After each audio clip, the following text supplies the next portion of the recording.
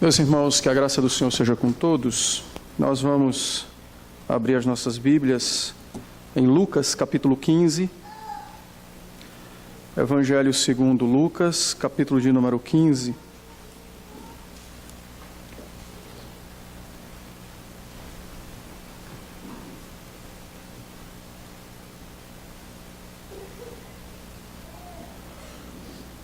Lucas 15, nós vamos ler os versos de 11 até 32. Certamente é um texto conhecido dos irmãos, a parábola do pai que tem 2 filhos, mas que na sua Bíblia tem um título, a parábola do filho pródigo. Lucas 15, de 11 a 32, eu farei a leitura e os irmãos acompanharão. Diz assim então as Sagradas Escrituras. Continuou: certo homem tinha 2 filhos.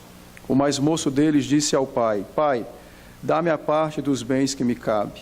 E ele lhes repartiu os haveres.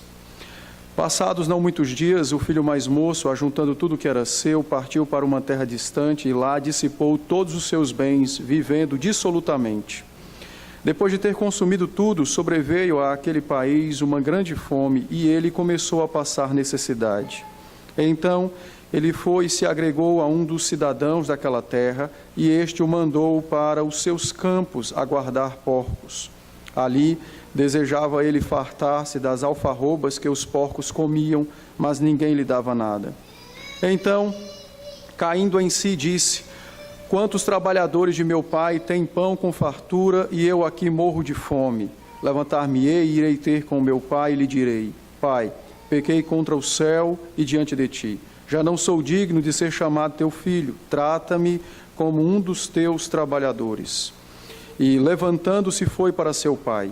Vinha ele ainda longe quando seu pai o avistou e, compadecido dele, correndo, o abraçou e o beijou. E o filho lhe disse: Pai, pequei contra o céu e diante de ti, já não sou digno de ser chamado teu filho. O pai, porém, disse aos seus servos: Trazei-me depressa a melhor roupa, vestiu, ponde-lhe um anel no dedo e sandália nos pés.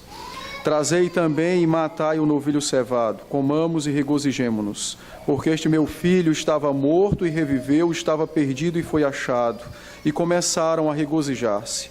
Ora, o filho mais velho estivera no campo, e quando voltava, ao aproximar-se da casa, ouviu a música e as danças. Chamou um dos criados e perguntou-lhe que era aquilo. E ele lhe informou: veio teu irmão e teu pai mandou matar o novilho cevado, porque o recuperou com saúde. Ele se indignou e não queria entrar. Saindo, porém, o pai procurava conciliá-lo, mas ele respondeu a seu pai: há tantos anos que te sirvo sem jamais transgredir uma ordem tua, e nunca me deste um cabrito sequer para alegrar-me com os meus amigos. Vindo, porém, esse teu filho, que desperdiçou os teus bens com meretrizes, tu mandaste matar para ele o novilho cevado? Então lhe respondeu o pai: meu filho, tu sempre estás comigo, tudo o que é meu é teu. Entretanto, era preciso que nos regozijássemos e nos alegrássemos, porque esse teu irmão estava morto e reviveu, estava perdido e foi achado. Amém, pela palavra do Senhor. Nós já oramos, cremos que o Senhor há de falar conosco, pela sua palavra. O capítulo 15 de Lucas é o capítulo dos perdidos, mas ao mesmo tempo é o capítulo dos achados. Então, é um dos capítulos que mais fala sobre a graça divina. Infelizmente, nem todos interpretam as parábolas como deveriam interpretá-las.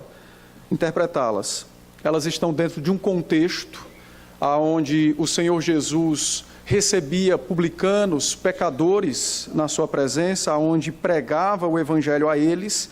E no verso 2 do capítulo 15, Lucas nos diz que murmuravam os fariseus e os escribas, dizendo: este recebe pecadores e come com eles. Ou seja, a murmuração, a queixa dos fariseus e dos escribas era uma queixa de desconfiança acerca da idoneidade de Cristo, da sua pureza, acerca do seu ministério redentivo, acerca de quem ele verdadeiramente era, porque ele não deveria, segundo os fariseus e os escribas, ter contato e convívio com aquelas pessoas. O Senhor Jesus, então, percebendo o que se passava na mente e no coração daqueles homens, contou 3 parábolas: a das ovelhas perdidas, a da ovelha perdida, 100 ovelhas e uma que se perde, a das dracmas e então a do filho. E se nós percebermos, nós veremos que ele começa em um número alto e termina em um número pequeno, ele vai de 100 para 1. E há um propósito em colocar a ordem das parábolas nessa sequência. Nas 2 primeiras parábolas, a ênfase estava sobre o dono, que se alegrava ao recuperar o que havia perdido. Na última, a alegria está também sobre o dono, mas sobre aquele que é achado. Porque o propósito maior da primeira é enfatizar a salvação, não importando quem e como era o indivíduo ou o que ele havia feito. Diferente, então, das outras 2 primeiras, que manifestou tão somente o amor daquele que vai ao encontro do que se havia perdido. No caso da última parábola, a do pai que tem 2 filhos, a ideia é de enfatizar o arrependimento e a alegria desse que é achado, a alegria desse que passa então agora a reviver porque estava morto. É certo então que ao olharmos para a parábola, dentro desse contexto, devemos também interpretá-la segundo aquilo que o próprio Senhor Jesus quis que os fariseus, os escribas e certamente os publicanos, os pecadores, como diz o texto, que estavam na sua presença, ouviram e deveriam entender. A parábola, então, deve ser entendida dentro do ministério de Cristo naquele momento e então, depois disso, trazida a nós, transportada até nós o seu significado. Nós não podemos imprimir sobre ela ou trazer a ela os nossos conceitos, os nossos entendimentos, porque se fizermos isso, nós iremos entendê-la de modo errado e não iremos ver a graça salvadora de Deus na pessoa de seu Filho e a necessidade do arrependimento. Bom, dito isso então, eu vou explicar o texto e depois nós faremos algumas aplicações pertinentes para a nossa vida. O texto então nos diz que há um pai e há 2 filhos, não é a parábola de um único filho. Esse tema que está aí na sua Bíblia, em negrito, ele está errado. É a Sociedade Bíblica que colocou, mas está errado. A parábola é de um pai que tem 2 filhos e ambos estão perdidos e um será encontrado. Esse deveria ser o título do texto.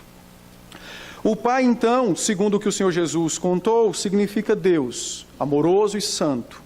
O filho mais novo, um pecador, qualquer indivíduo na face da terra que reconheça que está perdido e volta para o seu pai. Então, nós, nesse caso, e os pecadores que lá estavam naqueles dias com ele. O filho mais velho representa então os fariseus, os escribas, aqueles que não entenderam a mensagem do Evangelho, aqueles que não compreenderam a obra do arrependimento, aqueles que não entenderam o propósito da vinda do Messias. Então, de maneira bem simples, os personagens apontam para Deus e apontam para o pecador que se arrepende e para os escribas que decidiram não se arrepender e rejeitar a oferta do Evangelho. O filho mais novo, então, é o que conta a história. Ele chega com um pedido incomum.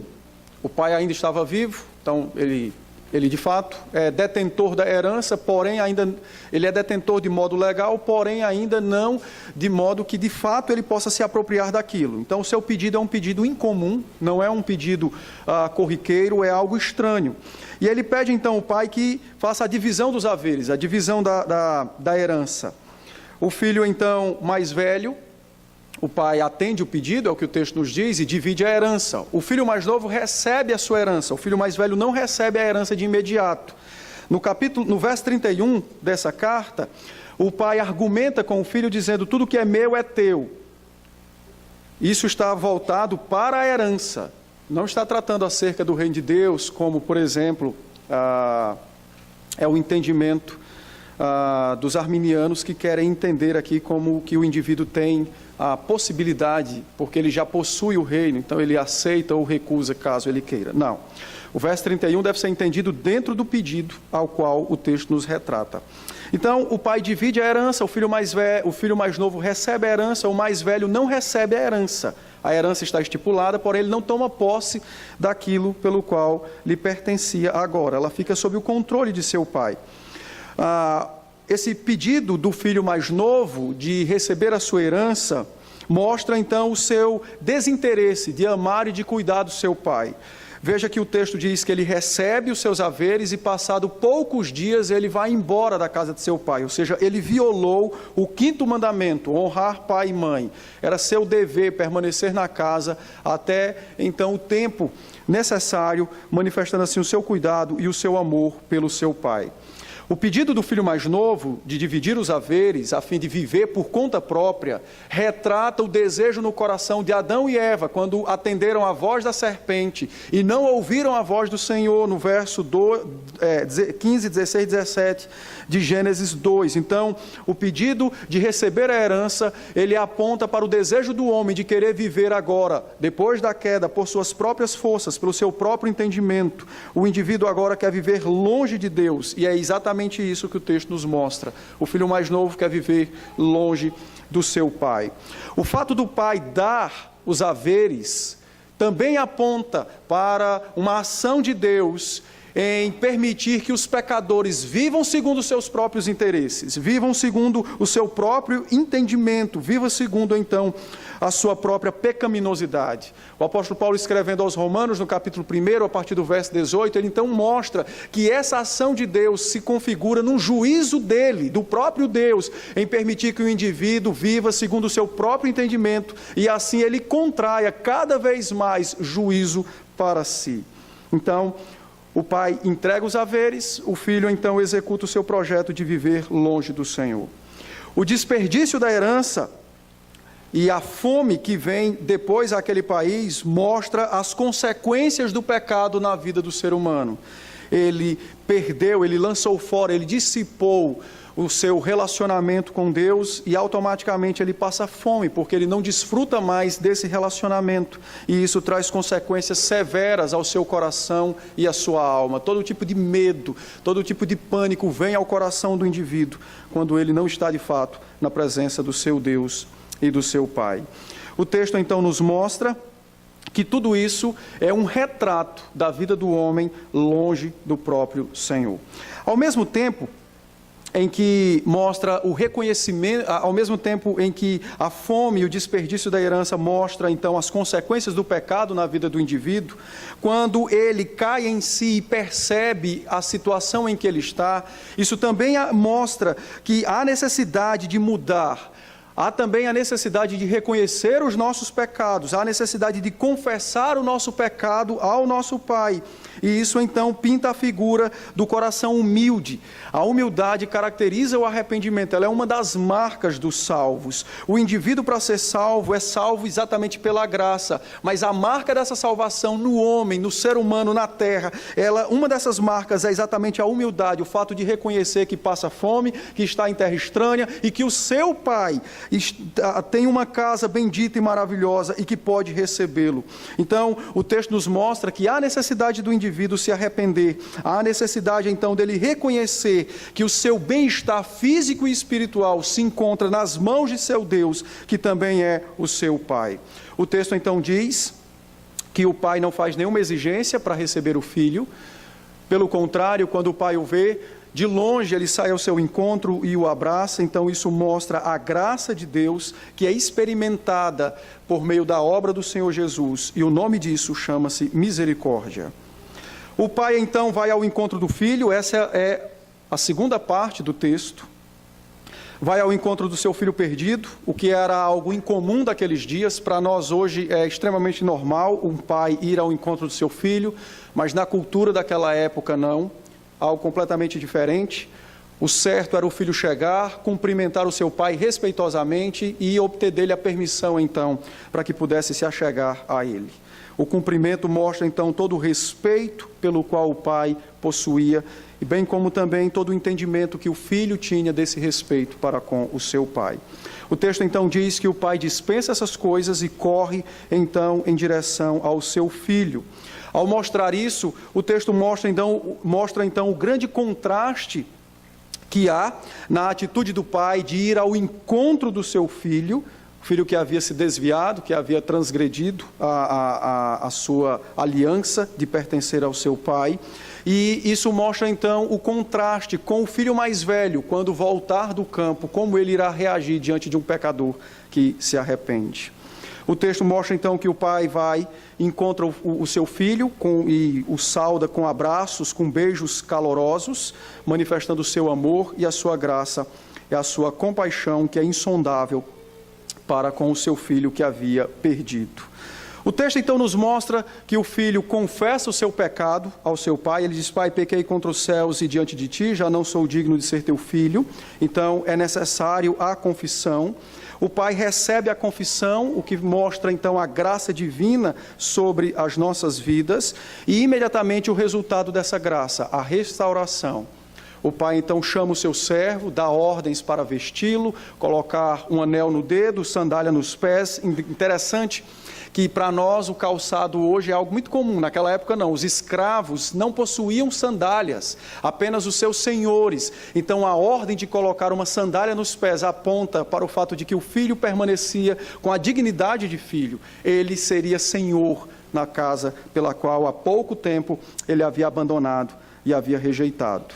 Imediatamente então manda matar um novilho, o que aponta para a celebração. E o texto nos diz que não espera um filho mais velho, porque a alegria por um pecador que se arrepende não pode esperar. É algo que deve começar imediatamente, após a graça atingir o coração daquele que foi eleito para recebê-la. A alegria não pode esperar. O filho mais velho então chega do campo, ele passou um dia difícil, sol escaldante de 40 graus, trabalhou o dia inteiro, cansativo o seu trabalho. Ainda de longe ouve as músicas e toda a movimentação da casa. Imediatamente ele se enche de amargura e de rancor. O pai então fica sabendo disso, ele não se pronuncia ao seu pai, ele se pronuncia a um dos servos da casa. O servo faz o seu pai saber daquilo que se passava no coração do seu filho. O pai então faz do mesmo jeito que foi com o filho mais novo, ele sai ao encontro do filho mais velho. Um detalhe no texto é que ao encontrar o filho mais velho e ouvir as suas murmurações, o pai não o repreende. Ele não o repreende, o pai lhe trata com graça e com misericórdia. O pai suplica ao seu filho mais velho que ame o filho mais novo, e este então recusa em atendê-lo. O filho mais velho então começa a sua argumentação, e o texto nos diz que ele cobra do seu pai fidelidade, quando ele diz então: nunca me deste.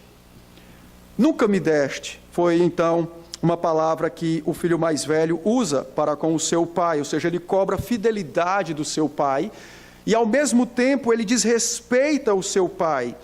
Quando ele diz nunca me deste, a ideia do filho mais velho é de questionar o pai com a seguinte afirmação: você acha que ser escravo, isso caracteriza um relacionamento familiar? Você acha que eu trabalhar todos os anos da minha vida se configura em uma graça para mim? Você acha que de fato um relacionamento entre pai e filho se dá nessa natureza?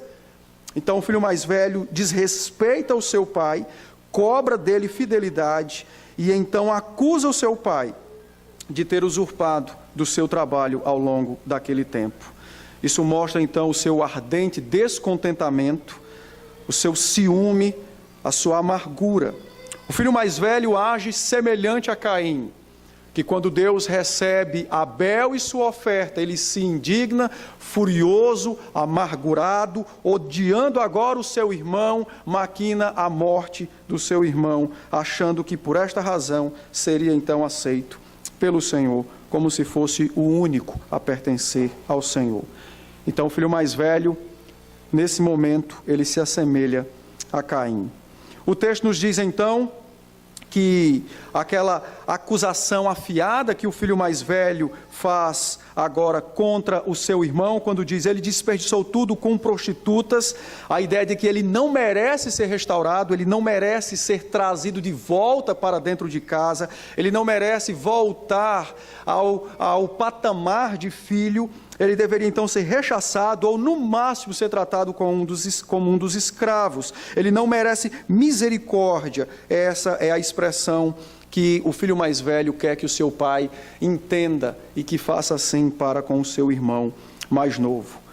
Diante dessa acusação, a resposta do pai no verso 30 foi extremamente maravilhosa.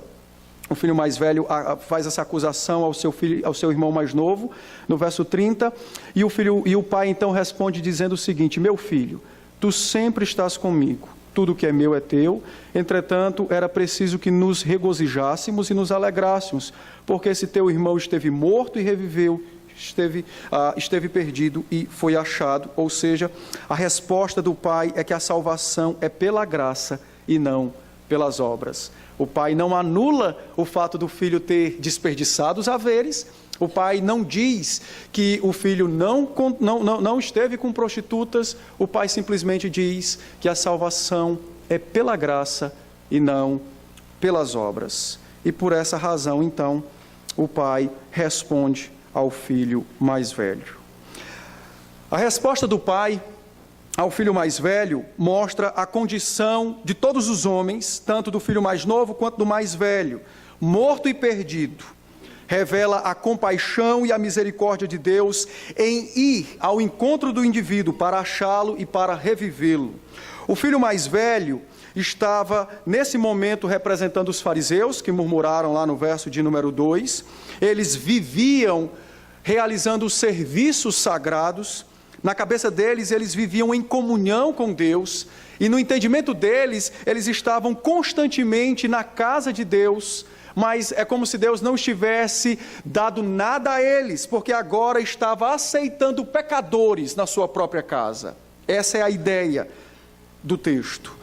Eles então contradizem o próprio Senhor Jesus por meio então da sua murmuração, como que se o arrependimento, a misericórdia e a pregação do Evangelho não fossem o suficientes para nos restaurar. A ideia do filho mais velho, que é a mesma ideia dos fariseus, é de que eles mereciam o reino pelos seus serviços, por aquilo que eles eram e por aquilo que eles faziam, e não pela graça do próprio Senhor. Porém, a parábola nos mostra que o relacionamento que Deus tem com os fariseus, o qual não é retratado nessa parábola, mas a parábola nos mostra que o relacionamento que Deus tem com os pecadores é um relacionamento de graça e não de obras. O texto de Efésios que nós acabamos de ler mostra as obras, no verso 10 do capítulo 2, mas as obras de alguém que já foi salvo pela graça, ou seja, é o comportamento esperado pelo próprio Deus de nossa parte, como pertencentes a Ele, como seus filhos, e não para que pertençamos a eles, não para que compremos deles, por meio de nossas obras, a nossa filiação. Deus então mostra por meio dessa resposta do pai ao filho mais velho, que ele se alegra quando os pecadores se arrependem, e dessa maneira há um ensino do próprio Senhor Jesus para com os fariseus. Eles precisavam aprender a aceitar que Deus é gracioso e que o caminho para Deus é pela graça, mediante o arrependimento e não pelas obras. Os fariseus não criam que pudesse haver retorno dos pecadores para Deus, e essa parábola então ensina que é possível o retorno por meio do Senhor Jesus, que vem então como expressão do amor e da misericórdia do próprio Senhor Jesus. A parábola se configura então num chamado ao arrependimento e ao mesmo tempo em um chamado para participarmos da festa que esse arrependimento provoca. Ela nos chama a nos arrepender e a voltarmos ao nosso Pai, mas ao mesmo tempo ela também nos chama a participarmos dessa festa, ou seja, a não nutrirmos no coração qualquer tipo de preconceito para com qualquer pecador, que por mais terrível que tenha sido a sua vida, se arrependa e confesse Cristo como seu Salvador. A igreja dos dias de hoje, principalmente, precisa quebrar alguns paradigmas que foram estabelecidos pecaminosamente na mente e no coração, de julgar pela aparência aqueles que se arrependem e muitas vezes de execrar, de separar pessoas que tiveram vidas completamente horríveis. Então nós, quando fazemos isso, nos assemelhamos aos fariseus e desconfiamos do poder de Cristo e da sua graça em restaurar aquela pessoa. A parábola, então, é um chamado para nos arrepender e para participarmos da alegria que o arrependimento provoca, uma alegria que vem da parte de Deus por Ele aceitar pecadores na sua presença. O texto, então, diante disso, nos mostra Deus como nosso Pai, Criador de todos os homens, nos mostra que pertencemos a Ele, por isso que os dois filhos no início da parábola estão perdidos. Então todos os homens pertencem a Deus por criação e todos os homens já nascem nessa condição de perdidos. O texto nos mostra então que Deus envia o seu Filho a fim de trazer de volta os seus eleitos. E a eleição torna-se agora materializada, visível aos olhos de ambos os homens, por meio daqueles que aceitam a pregação do Evangelho e por meio daqueles que rejeitam a pregação do Evangelho.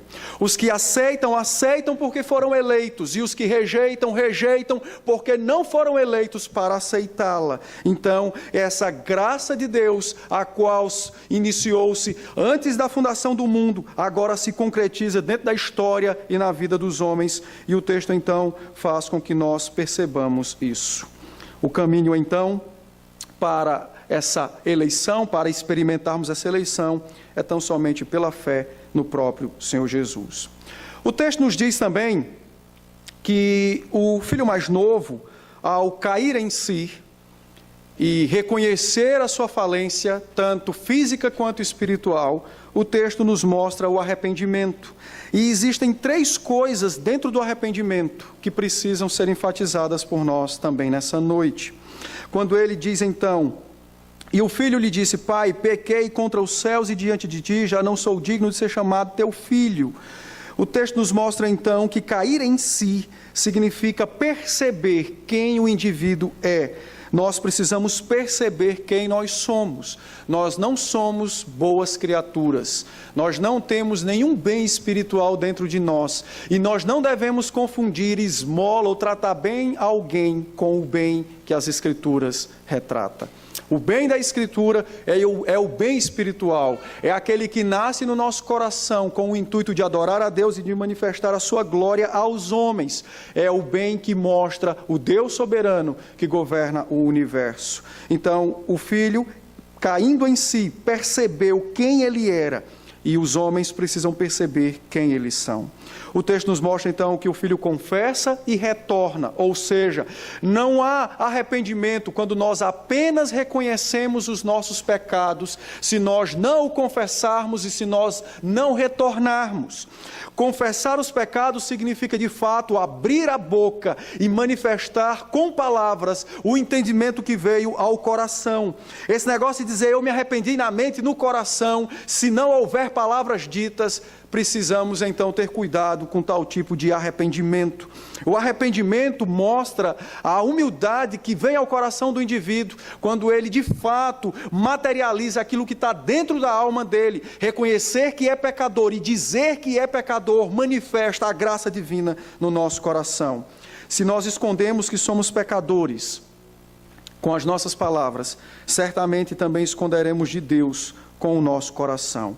Então, o filho reconheceu quem ele era e ao se encontrar com seu pai, ele diz quem ele era, ele reconhece o seu pecado. O texto também nos diz que o filho volta, ele toma uma atitude. Esse negócio de pensar, eu sou o pecador, até abrir a boca e falar, e não tomar nenhuma atitude de mudança, isso não é arrependimento. Arrependimento inclui uma ação em voltar. Retornar para onde, pastor? Retornar para as Escrituras, para a presença do Pai, para a fidelidade. E isso, meus irmãos, precisamos aplicar na nossa vida, mesmo depois de salvos, porque nós ainda pecamos nos dias de hoje. O texto nos mostra, e essa é uma parte que eu preciso também que os irmãos entendam, que o arrependimento conduzirá o filho a ver a sua identidade. O pecado roubou, tomou do coração dele a sua verdadeira identidade. Perceba que ele diz: eu irei ao meu pai, eu irei confessar que pequei, mas ele não diz: pedirei ao meu pai que eu continue sendo filho. Ele queria ser um escravo. A sua identidade se corrompeu, ele perdeu a noção da verdadeira identidade que ele possuía. Assim também acontece com os homens. O pecado tem esse poder de neutralizar a nossa verdadeira identidade.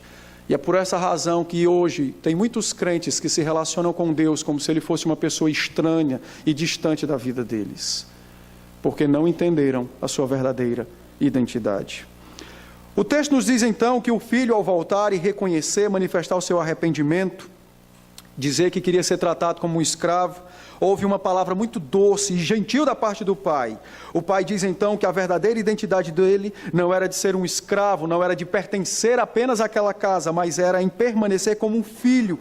O Pai Celestial, cheio de graça e amor, diz ao filho que ele continuará sendo filho, e por essa razão a ordem para colocar as sandálias nos pés e vesti-lo então com roupas de honra.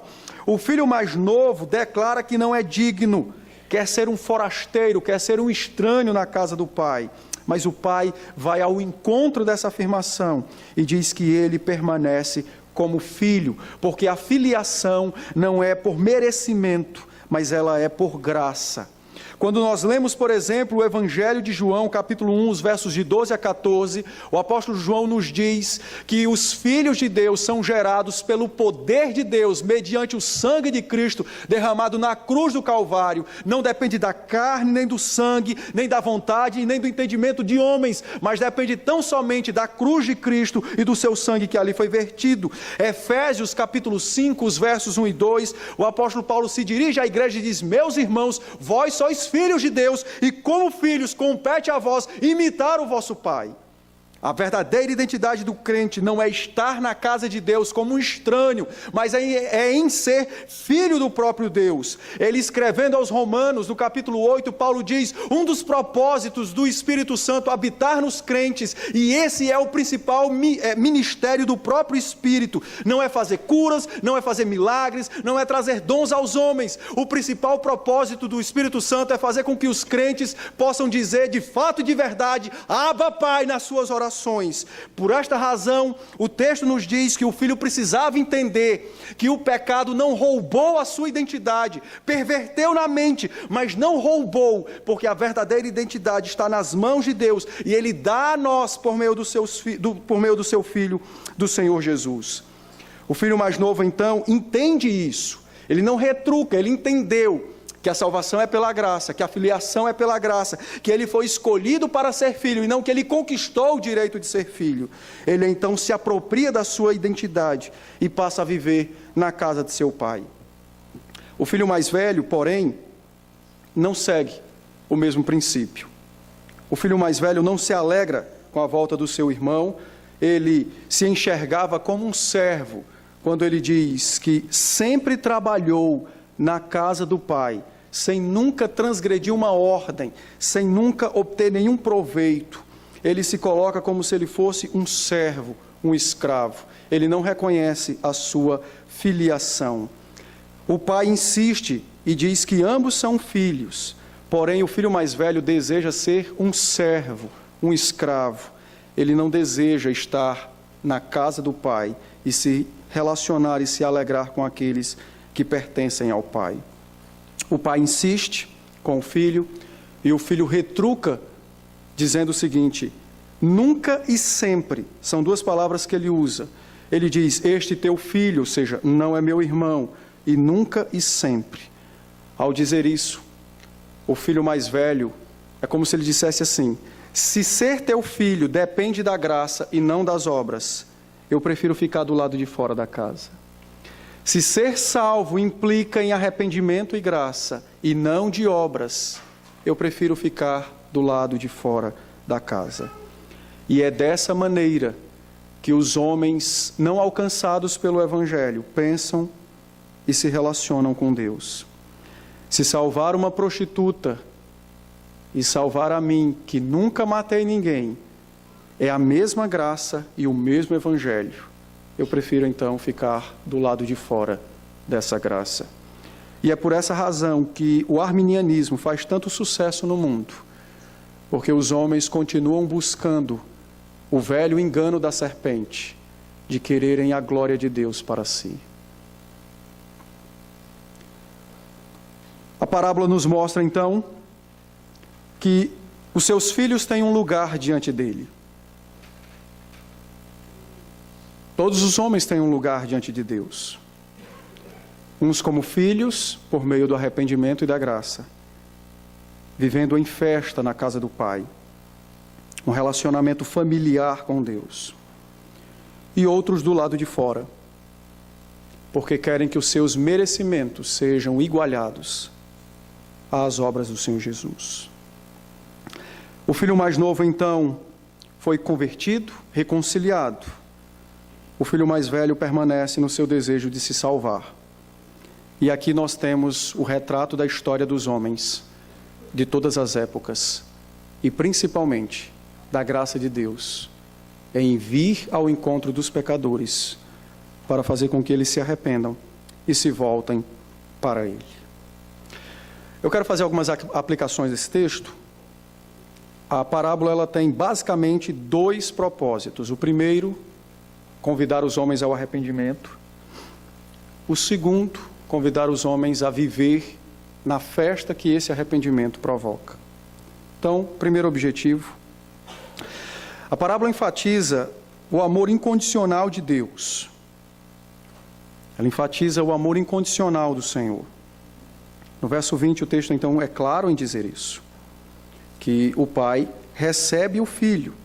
Quando o filho diz, levantar-me-ei, verso 20, desculpe. E levantando-se foi para seu pai, vinha ele de longe, quando seu pai o avistou e compadecido dele, correu, o abraçou e o beijou. Então o texto nos mostra o amor gracioso e incondicional de Deus para com o seu filho.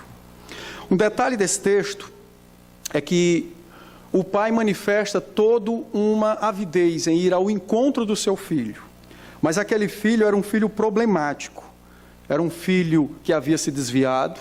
Era um filho que, ao pedir a sua herança, é como se ele tivesse dito que o seu pai estava morto. Não era qualquer filho. Não era qualquer pessoa. Era uma pessoa que, depois de negar o seu pai e tomar então a sua herança, ainda o negou uma segunda vez, ao viver de forma contrária a tudo aquilo que ele havia aprendido na casa de seu pai. Viveu dissolutamente, viveu com todo tipo de coisas ruins da parte pertencentes a essa terra e da parte do pecado.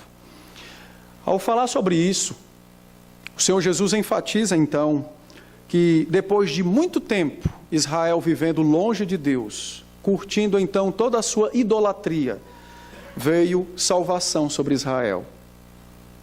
Veio salvação sobre Israel. O filho vem então e diz que o pai agora se faz presente por meio dele, do próprio filho, e que chama de maneira misericordiosa aqueles que reconhecem os seus pecados. É por essa razão que você vai ler os evangelhos e você vai ver que os pecadores estavam sempre na companhia do Senhor Jesus. Muitos deles atenderam a esse evangelho.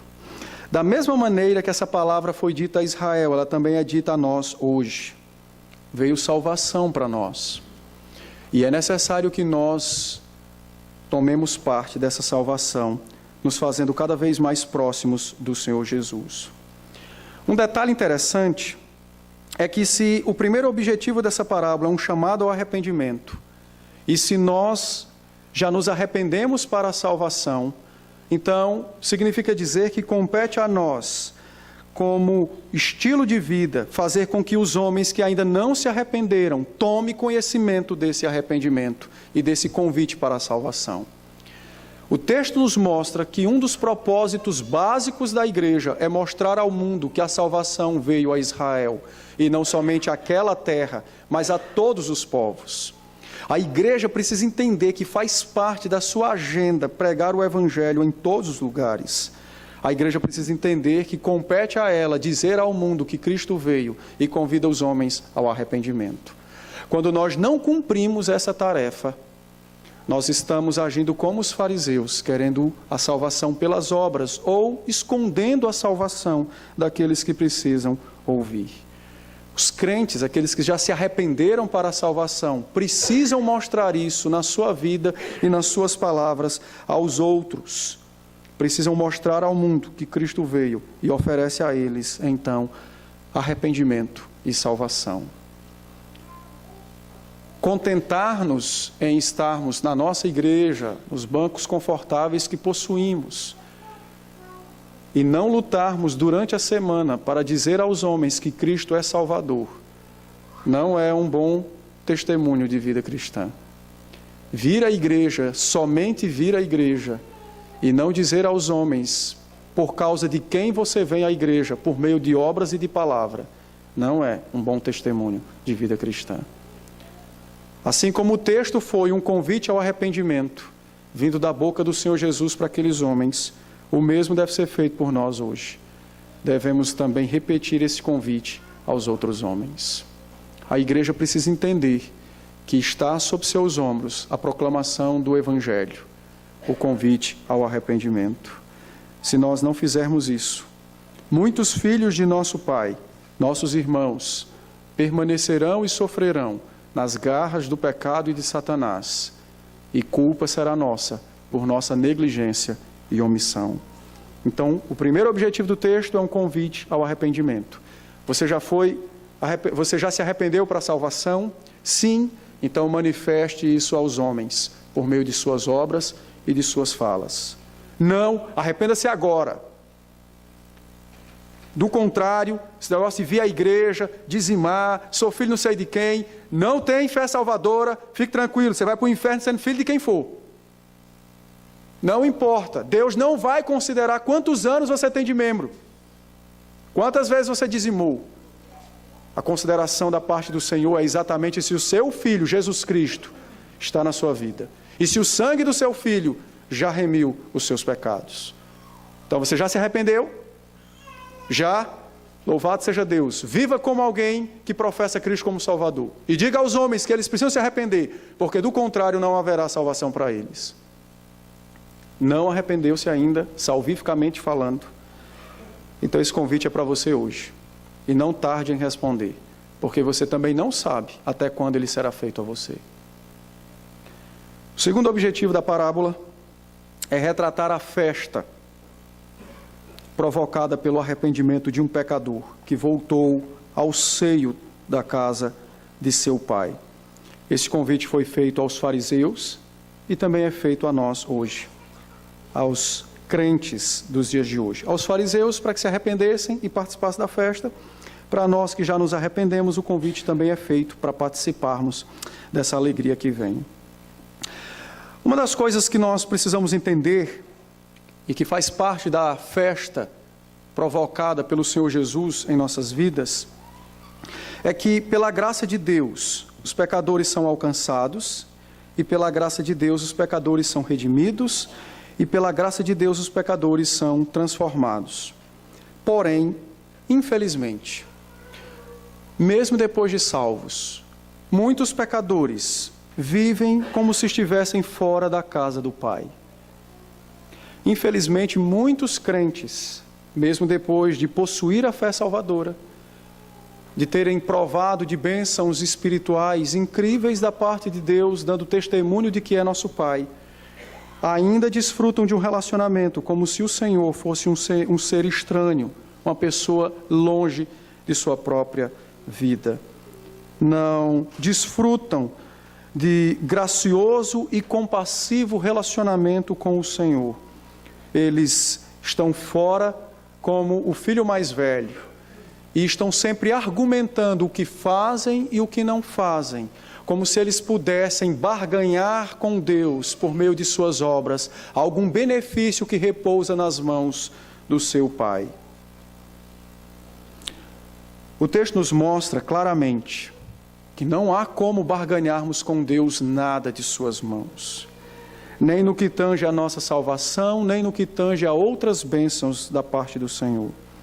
Mas o texto mostra que os verdadeiros filhos são aqueles que se relacionam com o Senhor de um modo verdadeiramente filial eles verdadeiramente se encontram em relacionamento com o Senhor. Muitos crentes murmuram da pessoa de Deus na sua própria vida. E deixa eu explicar o que eu estou dizendo. Talvez alguém diga: pastor, eu nunca murmurei da pessoa de Deus na minha vida. Mas é bem provável que já, meus irmãos.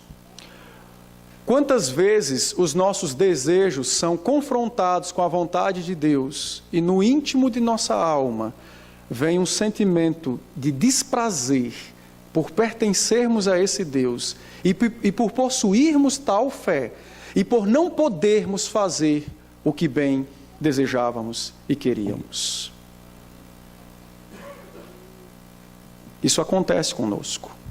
Não é necessário que seja uma coisa grandiosa, alarmante.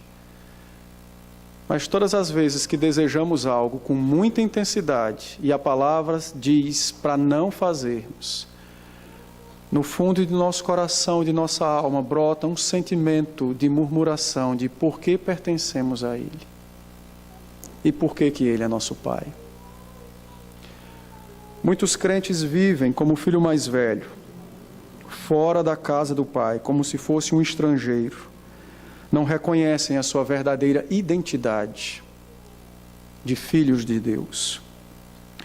Meus irmãos, o fato da palavra proibir de fazermos o que bem entende é uma ação paternal de Deus. Muitos pais estão aqui e já viram seus filhos quererem colocar o dedo na tomada e eles se interpõem e diz para não fazer, porque eles conhecem o resultado de tal ação. Assim é o Senhor. Só muda a tomada, mas assim é o Senhor. Ele vem até nós e Ele diz: meu filho, o tempo para mim não existe. Nem passado, nem presente, nem futuro, porque eu sou em todas as épocas. E tudo o que acontece eu mesmo determinei. Será que Ele, Deus, não tem sabedoria para conduzir as nossas vidas? Eu creio que Ele tem. E Ele se interpõe entre nós e o nosso desejo, quando é pecaminoso, exatamente para prevenir que nós caiamos num poço profundo e soframos com as nossas atitudes e padeçamos nas garras daquele que trabalha, sonha e luta pela nossa destruição, Satanás e o pecado que habita em nós. Você é filho de Deus. Essa é a sua identidade. Você não é um estranho que chegou no céu. Não é alguém moribundo que parou na porta de Deus e Ele, compadecido, disse: vou aliviar as suas dores. Você é filho de Deus. Essa é a sua identidade, a sua verdadeira identidade. O pecado é que trouxe ao nosso coração e à nossa mente outra identidade, mas a outra é falsa. A verdadeira é que nós pertencemos a Ele por filiação, somos seus filhos. Ele nos trata como filhos. Mas a grande questão é que nós não o tratamos como nosso Pai. Muitas vezes nós não nos relacionamos com Ele como nosso verdadeiro Pai. Quantas vezes nós preferimos ouvir um estranho do que aquele que nos conhece por dentro e por fora, o passado e o futuro. Nós precisamos entender que a nossa verdadeira identidade é de filhos. Nós não somos escravos e nós não somos estrangeiros. Nós somos filhos. Os pentecostais erram em achar que o ministério do Espírito é fazer coisas mirabolantes. Não. O Espírito não veio para entreter a igreja. O Espírito veio para conduzir a igreja no que Ele ouviu nos céus, é o que o Senhor Jesus diz em João 16. E pastor, o que foi que o Espírito ouviu da parte do Pai e do Filho nos céus? Que nós somos os seus filhos. E é por esta razão que o Espírito trabalha dia e noite, a fim de nos fazer entender e de chamar Ele como nosso Pai, mas não da boca para fora, mas do íntimo de nossas almas. Ele é o nosso Pai.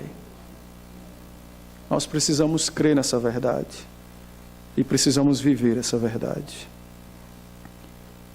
Se você tem sido um filho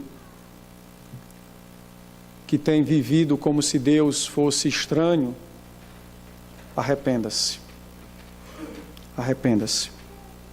Creio eu, como diz a palavra, que Ele estará de braços abertos para lhe receber e para fazer com que você desfrute e experimente de momentos incríveis na presença dEle, porque Ele é o nosso Pai. Uma outra verdade, e eu quero concluir com ela, que o texto nos diz, é que o pai, ao ouvir as acusações do filho mais velho, ele defende o filho mais novo. Ele não permite que as acusações prosperem. O pai defende o seu filho. Isso também acontece conosco. Satanás pode intentar nos acusar. O nosso pecado nos acusa.